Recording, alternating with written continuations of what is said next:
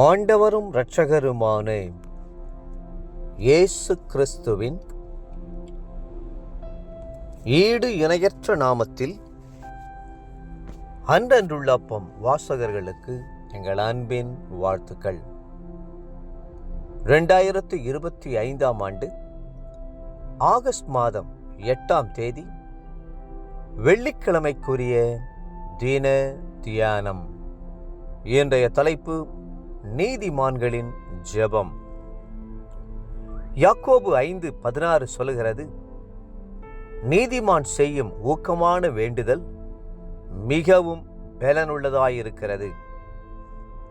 நீதிமானின் ஜெபத்தோடு ஊக்கமான வேண்டுதலும் இணைக்கப்பட்டிருக்கிறது. ஆம், நீதிமான் சாதாரணமாய் ஜெபிப்பதில்லை. அவன் ஊக்கமாக ஜெபிப்பான். பதில் வருகிற வரையிலும் போராடி ஜெபிப்பான். யாக்கோபு 5ஆம் அதிகாரத்தில் 3 நீதிமான்களை குறித்து எழுதப்பட்டிருக்கிறதை பார்க்கிறோம்.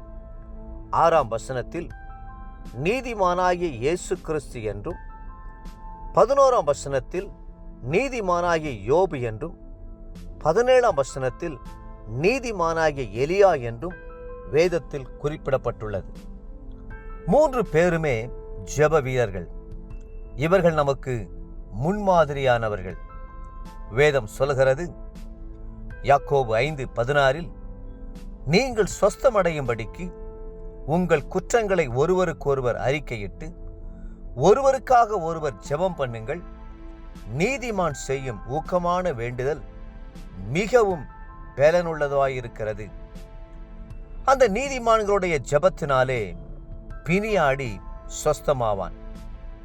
தேவன் அவனுடைய பாவங்களையெல்லாம் மன்னித்து அவனை எழுப்புவார்.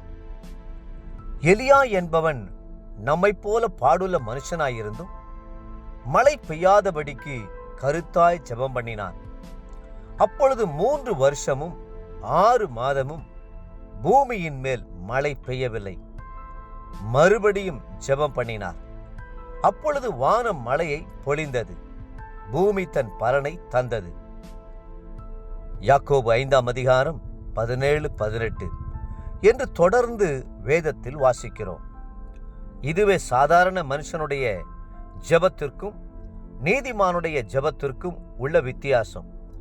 சாதாரணமான மனிதர் சாதாரணமாய் ஜெபிக்கையில், நீதிமான்களோ கருத்தாயும் விடாப்பிடியாயும் போராடியும் பதில் வரும் வரையும் தொடர்ந்து ஜெபிக்கிறார்கள். நீதிமானாக இருந்தால் மட்டுமே அவனால் மற்றவர்களுக்காக ஜெபம் பண்ண முடியும். யோபு நீதிமானாய் இருந்தபடியால் யோபு தன் சிநேகிதருக்காக வேண்டுதல் செய்தபோது கர்த்தர் அவன் சிறையிருப்பை மாற்றினார். யோபுக்கு முன் இருந்த எல்லாவற்றை பார்க்கிலும் இரட்டத்தனையாய் கர்த்தர் அவனுக்கு தந்தருளினார். யோபு 42:10. நீதிமான்கள் சுயநலமற்றவர்கள். என்னை ஆசீர்வதியும், என் மனைவியை ஆசீர்வதியும், என் பிள்ளைகளை ஆசீர்வதியும் என்று குறுகின வட்டத்திற்குள் நிற்காமல் மற்றவர்களுக்காக பரிந்து பேசி விண்ணப்பம் செய்வார்கள். ஆனால் சாமுவேலோ, நானும் உங்களுக்காக விண்ணப்பம் செய்யாதிருப்பேனாகில் கர்த்தருக்கு விரோதமாக பாவம் செய்கிறவனாய் இருப்பேன் என்று இஸ்ரவேல் ஜனங்களுக்காக விண்ணப்பமும் வேண்டுதலும் செய்தார். 1 சாமுவேல் 12:23.